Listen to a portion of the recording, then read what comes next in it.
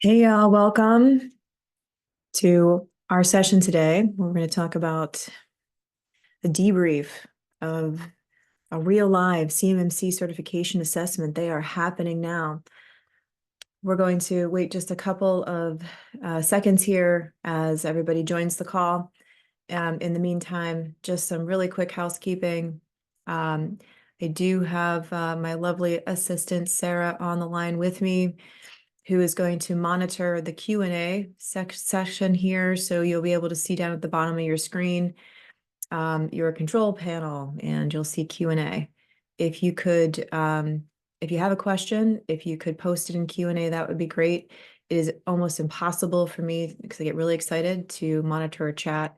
So Q&A is the best way if you have a question or even a comment, to post it there, and then we'll make sure that we get to that during the course of our presentation today. All right. So let's go ahead and get rolling, guys. I'm excited. First of all, like the assessments are happening. We've been wondering what they look like for so long, or what they're going to look like for so long, and now we finally get to see what does a real life CMMC certification assessment look like. Well, we were able to take one of our clients through one, and we're successfully passed. Yay. Yes. And I'm here to tell you some of the things that we noticed in a real live assessment to help you to prepare for yours. So today we're going to cover some tips on writing your SSP that demonstrates your proper implementation of the controls. Because as everybody knows, if we don't have a well-written SSP, then that's going to be problematic in being able to actually pass your assessment. What to expect for assessor questions. What are they going to ask? What's that going to look like? How to prep your team to respond to those assessor questions. How we noticed that documentation really can 100% make or break your assessment. You know, we talk about documentation all the time. We have a program where we implement the CMMC IT documentation toolkit. And the reality is that documentation is huge and key. We're also going to talk about how to advocate for your implementation of the controls and how you've implemented your program. If you're here, you probably know who I am. I'm Leia Shilobod, and I'm the founder and CSO here at Compliance IT and the creator of the CMMC IT documentation toolkit. I'm a CISM, which was my most favorite thing to study for ever. And then my second favorite thing was the CCP.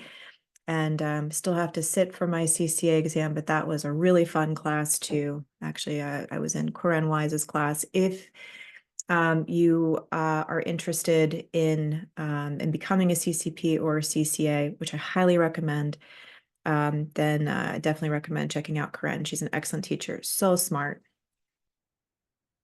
My quick disclaimer. So you may ask questions that I can't answer because CMMC is a new program.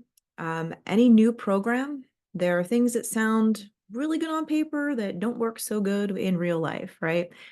There's no way when you're creating this brand new program and you're, kind of thinking about how it's going to work in real life to come up with a question of every single scenario that might happen.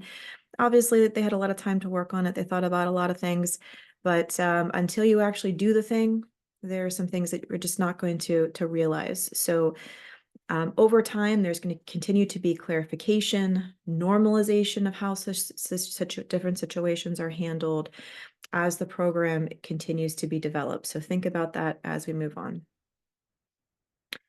So the first thing that I want to say that's important for you to know is that assessors want you to pass. Yes, they do. Assessors are not your enemy. I don't think of them as these like evil, mean people that are going to come in here and they just want to find everything that's wrong. They actually want you to be successful, but they need to assess. They are required to assess at a level of rigor. So that means it's on you to be able to meet them where they are and provide them with the information that they need in order for you to pass. So what do you need to have? Let's start with the system security plan. First of all, make sure that you are clearly describing the boundary and all the stuff that's inside of that boundary. You hear the word boundary a lot in the program. Between boundary and scoping, I would say those are probably the two core and foundational things in order for you to make sure that you're working in the right direction. If you have to draw the line around the stuff that you need to protect, that line you draw would be your boundary. So make sure that you are really describing that very clearly and concisely, and that you have all the stuff in there that really is. Sometimes I've seen organizations miss some things that really should be inside of the boundary when they're describing their boundary in the SSP. Also, make sure you have proper statements explaining each control and assessment objective. We're going to talk about what a proper statement may or may not look like and give some examples so that you understand, like, this is good and this is not good. That SSP is really going to act as your Rosetta Stone between the controls and your company. What do I mean? Well, NIST has its own language, right? So you don't necessarily have to change all of your company's language to NIST speak, but the SSP can be that document that translates it, right? So, I was the client that we were working with. They had a whole bunch of SOPs, but they referred to them as cheat sheets, right? So if a printer broke or if something happened in the organization, the IT team had this like list of cheat sheets. And because I asked them if they had SOPs, they said, we have these cheat sheets. And I'm like, oh, that's cool. And they're like, do we have to change the name of that? I'm like, no. That's you're allowed to have your own colloquial language, your internal tribal language for things. But there has to be that clear line between this is what we do tribally, or this is our tribal language here, or our company culture, and then to the NIST language. You need to translate it. And the SSP is a great place to do that because that's where the assessor is going to start. They're going to look at that SSP to kind of get a feel for the organization and how things are implemented. What might that look like? I love to talk about this one. Processes acting on behalf of users. It's an AC control where it mentions users, processes acting on behalf of users, and devices. So those of us in IT know that we don't call processes acting on behalf of users processes acting on behalf of users. We call them service accounts, right? So instead of going through all your documentation and making everybody call service accounts processes acting on behalf of users, which is long and laborious anyway, the SSP would be a good place for you to actually explain that process acting on behalf of users is service accounts. So anywhere you see the word service accounts, we understand in our language that means process is acting on behalf of users. So let's look at a couple examples real quick. So let's say we have a sample environment. Obviously, this is not the whole environment. This is just part of it. But let's say we've got Microsoft 365 and Intune acting as your SPA, your security protection asset. You've got a bunch of laptops, their CUI assets, and then you have a third-party application, Box.gov, that's going to be your CUI asset where the CUI data is stored. So if we have 3.1.1, authorized access control, limit system access to authorized users, processes acting on behalf of authorized users, and devices. And we have to make sure that we are addressing every single one of these assessment objectives in a statement to explain how it is that we implemented this. So what I see sometimes is that organizations end up maybe restating the assessment objectives instead of actually telling the story about how they implemented the controls. So think of the SSP as the story about how you implemented the controls. So if you just say, okay, I need to make a statement to make sure that I'm saying all of these things, and you say, We identify authorized users and assure that the system is limited to authorized users. We identify processes acting on behalf of authorized users and assure the system is limited to processes acting on behalf of users. We identify devices connected to the system and assure that the system is limited to authorized users. You know what's missing there, guys? How? That doesn't say anything. That just restates the controls. You've not told the assessor. They look at that, they're like, I don't know what you're doing. What are you doing to actually identify an authorized user? What are you doing to make sure that it's only limited to authorized users? So think about how that actually functionally happens in the organization, and then write a story about it. Authorized users, processes acting on behalf of authorized users, service accounts, and devices authorized to access the Microsoft 365 and box systems are identified on the asset management plan.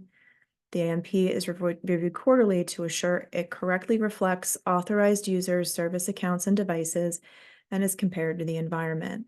After the quarterly review, any unauthorized users, service accounts, or devices are removed from the Microsoft 365 and/or box environments. Authorization for new users, devices, and service accounts can be requested by the technology decision makers, and their approval follows the change management process.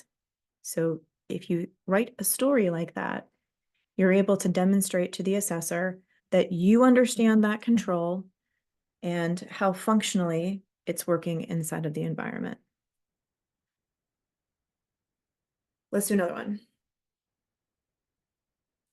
So let's say in this environment, you have an on-prem Active Directory server, endpoints connecting to it. You have Microsoft 365. It's a contractor risk managed asset because all your CUI is right here on-prem on an on-premises server, and you're using Qualys as a vulnerability scanner. And then we're going to do scan for vulnerabilities in organizational systems and applications periodically, and when new vulnerabilities affecting those systems and applications are identified. So we do know that in this speak, periodically does mean at least once a year. I don't know that I would, practically, I don't think that I would actually only scan for vulnerabilities once a year, but hey, this is compliance, not security. But let's talk about what it would look like if you just restated the assessment objectives. I mean, I don't even want to read this. This is horrible. The frequency to scan for vulnerabilities in organizational systems and applications is quarterly. Vulnerability scans are performed on organizational systems quarterly. I mean, don't do this, please. Don't even think this is okay. This is horrible. And it doesn't tell anything about what you actually do in practice. And like if I was looking at this, I also would have no idea about how you implemented the control.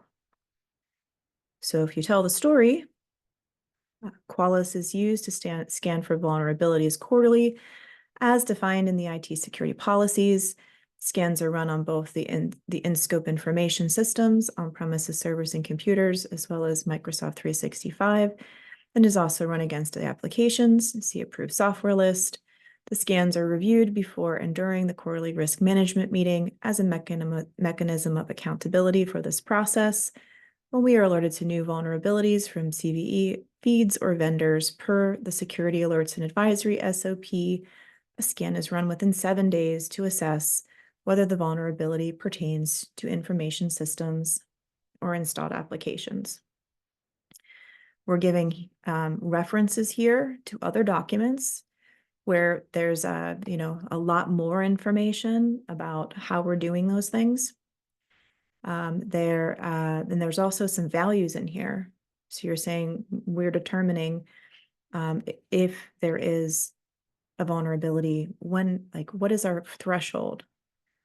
And so thereby meeting the control requirement. And yes, everybody gets copies of the webinar insights.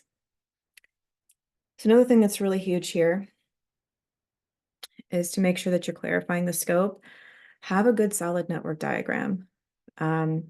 Make sure that it's detailed enough to assure that the internal and external boundaries and the asset relation to each other is clear. Like if an assessor looks at this, They want to have a really good idea of how did you set up this network?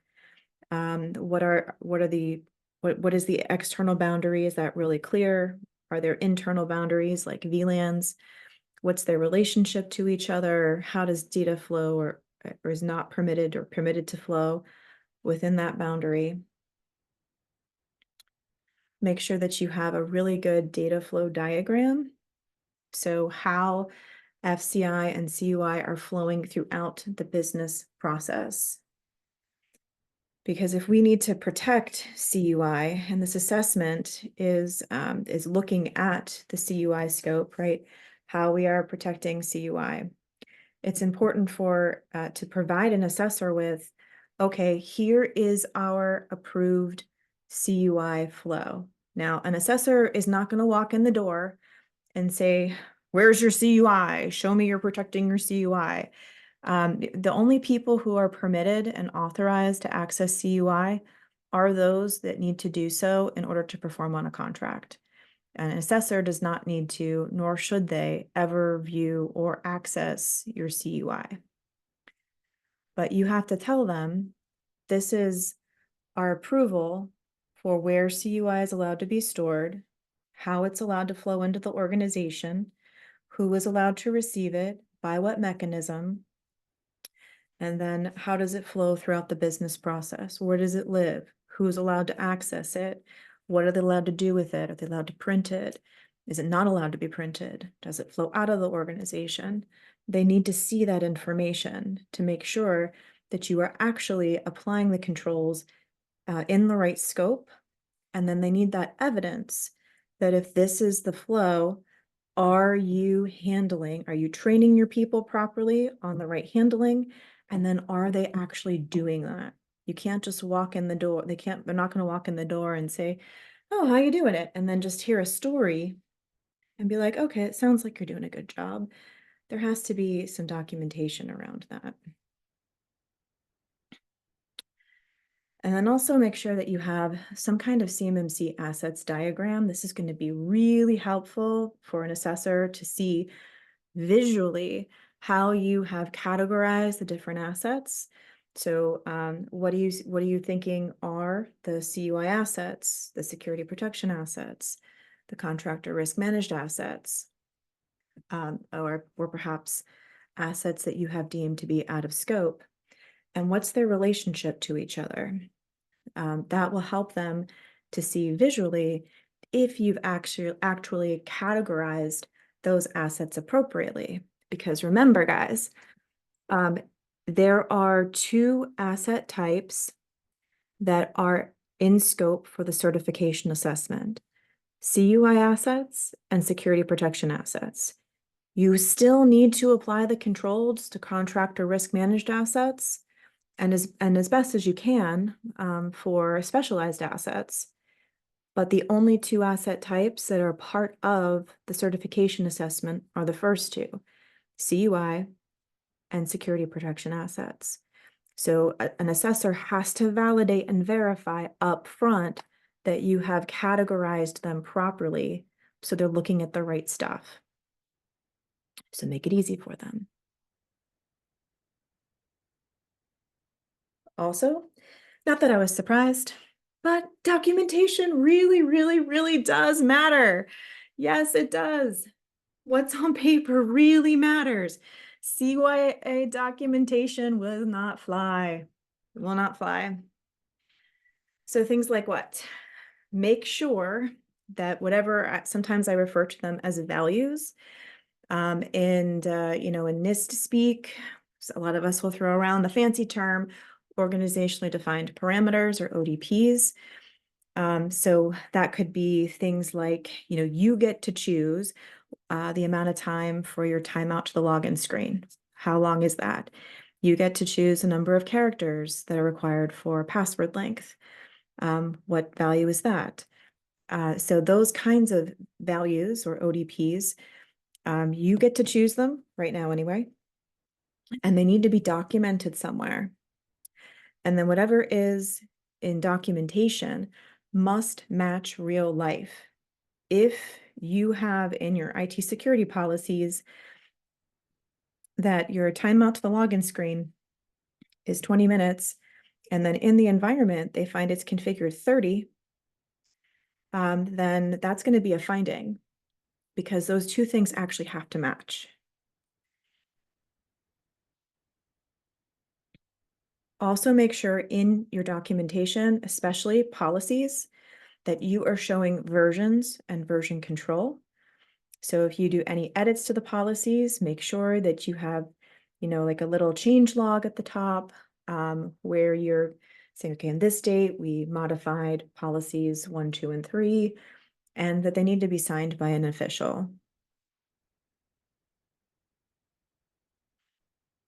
And then on processes, make sure that if you have a process for something, an IT process, a data handling process, a physical protection process of some kind, that there's some kind of corresponding written document for it.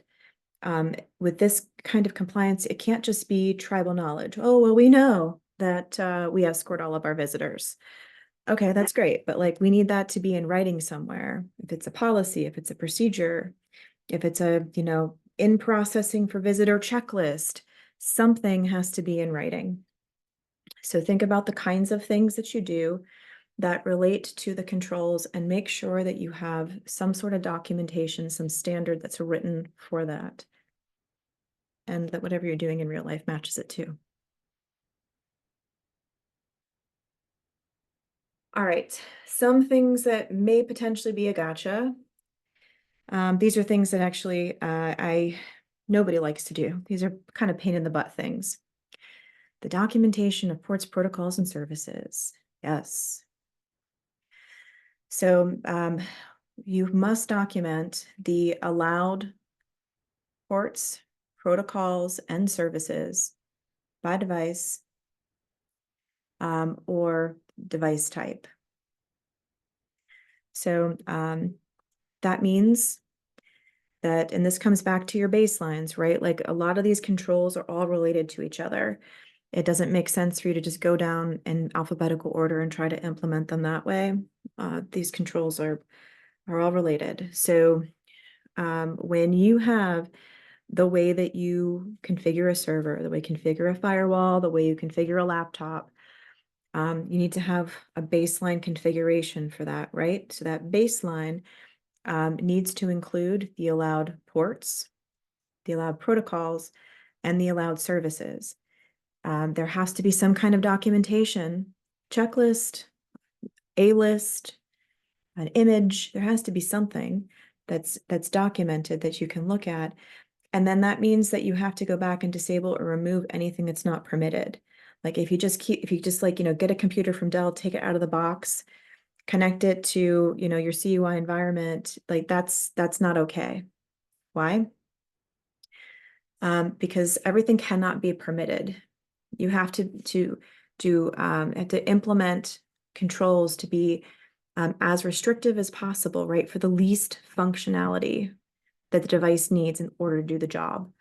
So, if you're going through, I'm an assessor and I'm going through and I see Xbox on somebody's laptop, I'm like, okay, I don't know about y'all, but I haven't found a business use case for Xbox on a business laptop to date. If you've come up with something creative, then you can let me know.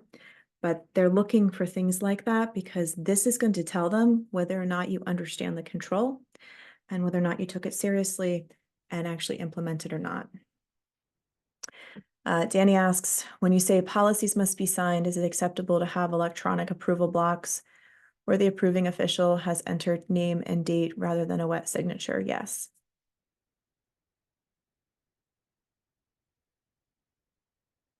All right. I talked about that. Form baseline configuration must demonstrate some way this is controlled. Here's another one that for me, this is something that I harp on all of the time, but for some organizations, I've noticed that they are hung up on this idea of what is essential software. So essential software essentially means that you need this software on a device or a system in order for you to perform on the contract or for the person to do their job. So we usually use an approved software list that helps to clarify, okay, these are the kinds of software that are allowed on computers, servers, other devices, by device type, or by department or role, or both. And then we have that clarity. And then that also means you have to go back through and make sure you remove any of that software that's not approved or on the list. And if you haven't gone through this exercise yet, and you don't know what's installed in your environment, you may find this to be an incredible pain in your tush. And you definitely want to block a lot of time in your calendar to align your environment if that happens to be the case. Make sure that you also including enterprise apps in Microsoft 365, whether that's on the same approved software list or it's elsewhere that you're capturing that. Those are still approved applications that link into the environment, and they're also part of a baseline. Don't forget enterprise apps.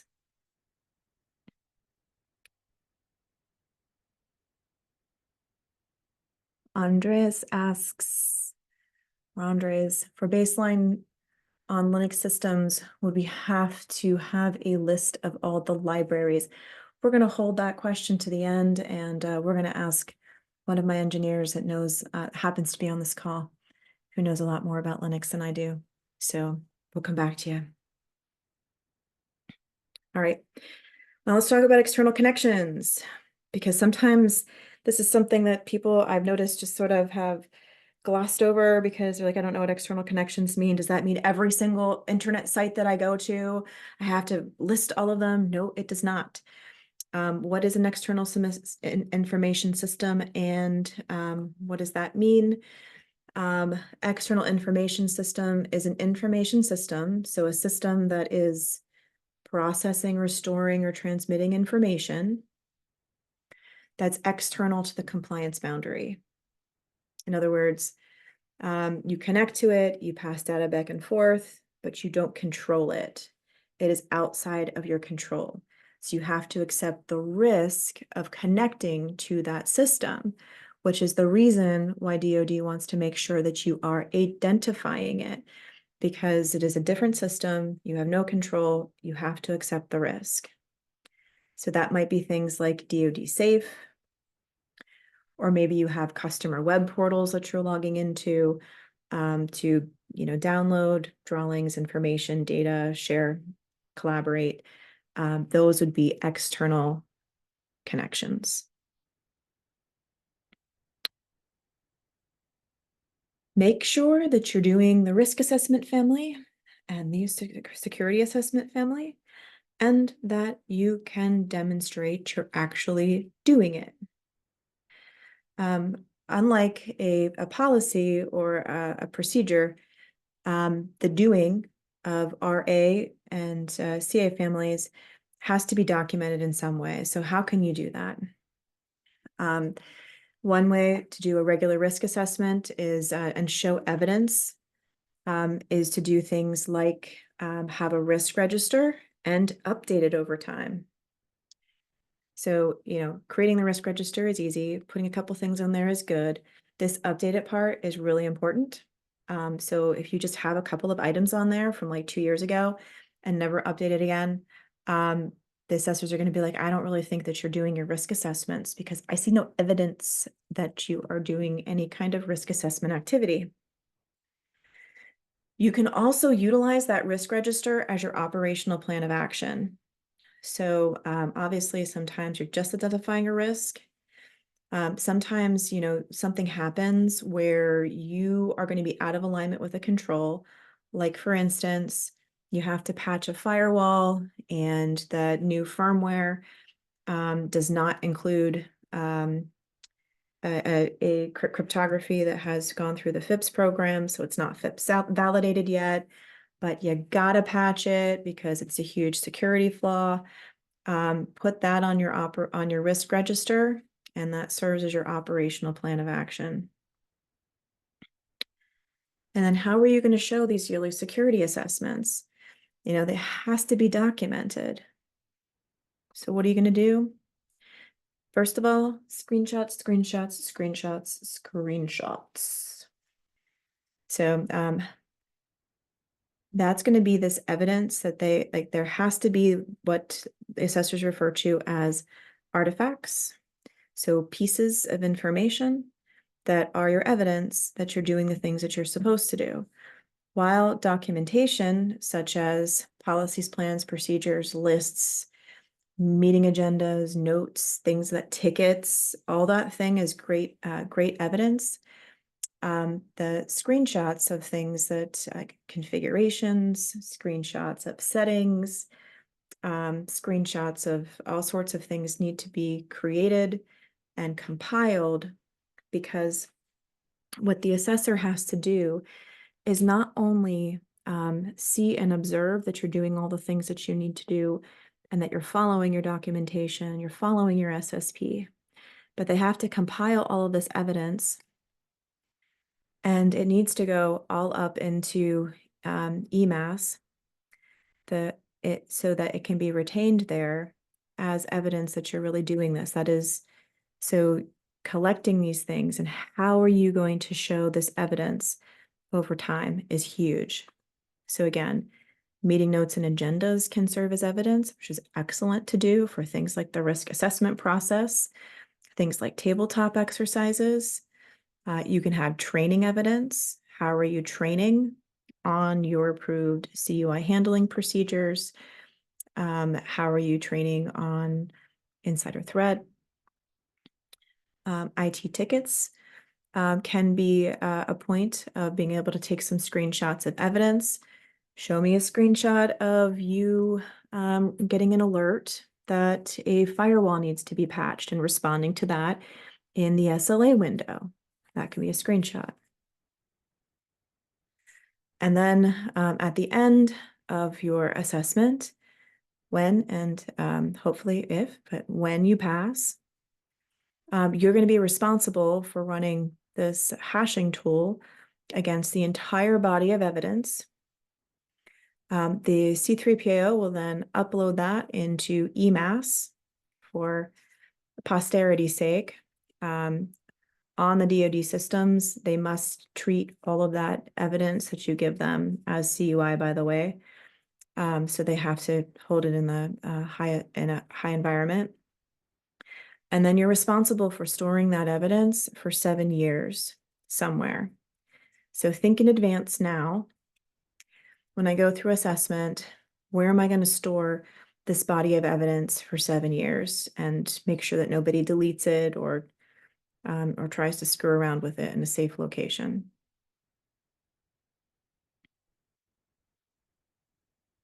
Ben asks, does GCC High count as an external system, or would it be within our boundary? If it is your tenant, it is within your boundary. If it's someone else's tenant, it is an external system. All right, finally, know your shit, guys. Advocate for yourself. So start by identifying who the assessors are going to interview in advance. Before, like when you're doing your assessment prep, who will they talk to? And FYI, it cannot just be your IT people or your MSP. They have to talk to people who are responsible for the different kinds of things, who's responsible for handling the data, who's responsible for physical controls, like who's responsible for HR, screening, training. You have to talk to the people who actually are responsible for those things. You have to understand that those people who they're interviewing, they must understand the processes that they're being interviewed about, as well as how they relate to the controls. So it's really important to prep your team ahead of time. So when we did this, we sat with like the identified people or who could speak on these different processes. We took a couple of the controls and we prepped them by saying, okay, because it's okay to give stupid answers when it's a test, right? You just don't want them to give stupid answers when it's like the real thing. I'm sorry, when it's training, not when it's the actual test. So assessors are trained to ask questions that are not are not really leading, are more like, how do you identify authorized users? So it's sort of like that, like, tell me the story. How do you identify authorized devices? And then you got to fill in the blank. Very important is that when you are in these assessments, to stay calm, because the assessors have to write down like everything that you say. If you look at the spreadsheet that they have to fill out that says, who did you talk to? How long did it take to talk to them?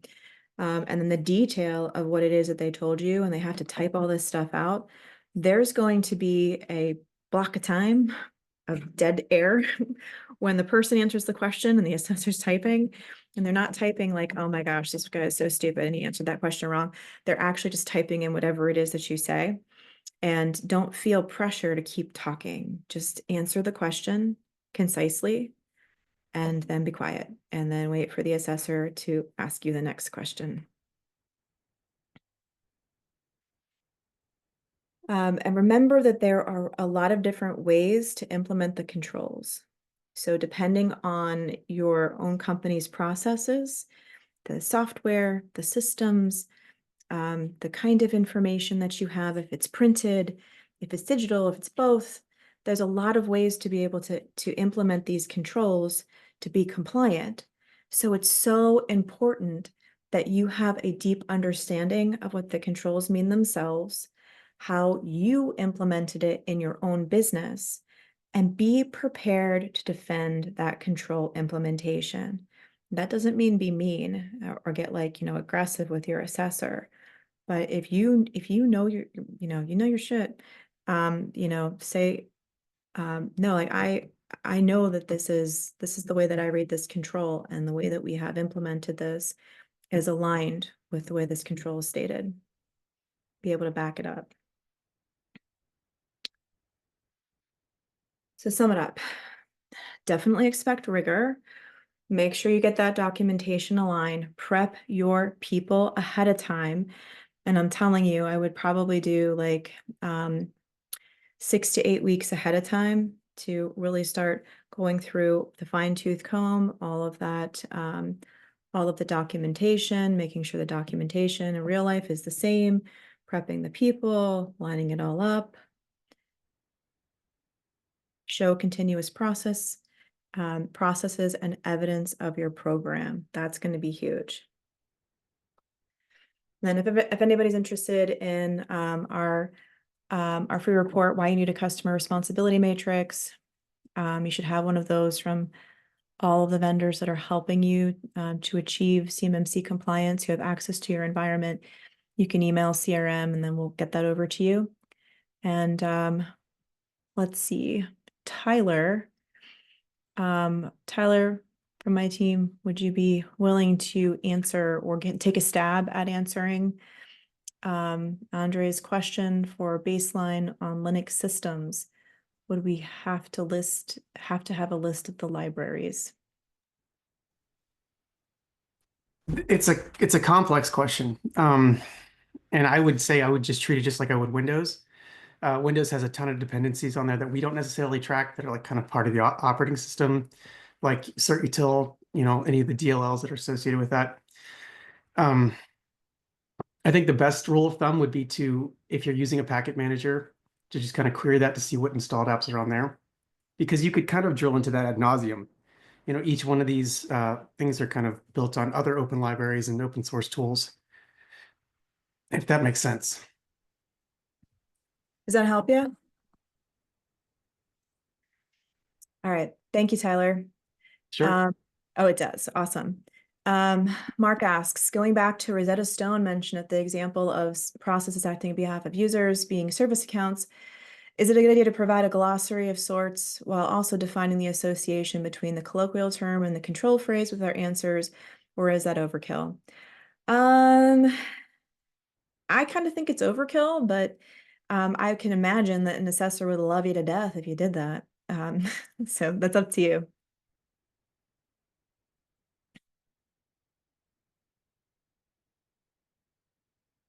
All right.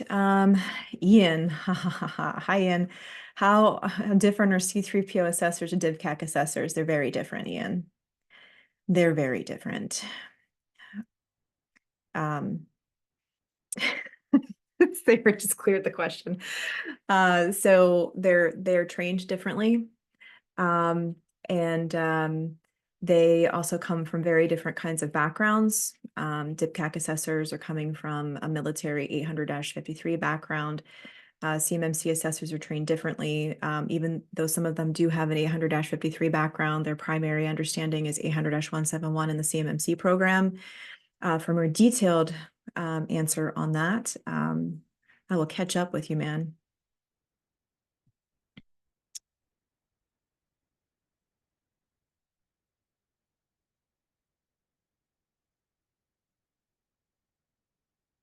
All right. All right, guys. So I hope this was helpful for you after our first look at what a real assessment looks like, and that you have some takeaways. Remember, like prepping everybody, making sure that all the documentation, all the people are ready for this is really huge. Um, don't don't feel scared or anxious about this. Move forward with confidence, because if you did it right, you should be ready to be able to defend yourself and what you did. And through the process, you also have the opportunity for very small things to go back behind and do small corrections. So feel confident before you schedule that assessment. So you're not rushing around at the last moment, but go forward with confidence.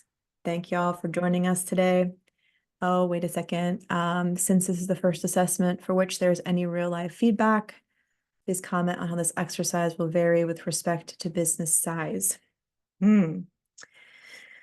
Um, so I would imagine that prep is going to be a lot more complex in a larger business and a smaller business, and that you will have a lot more personnel involved.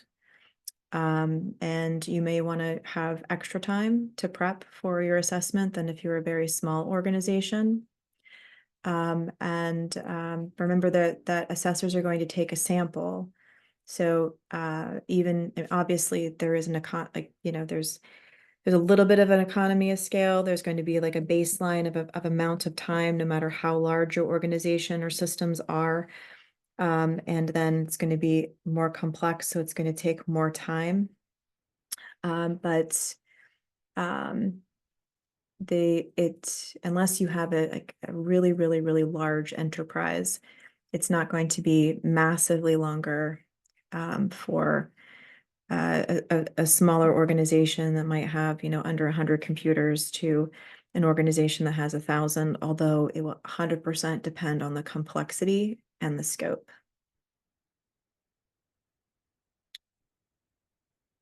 Thank you, anonymous attendee. All right, y'all. Thank you so much for coming, and we'll see you around the compliance world.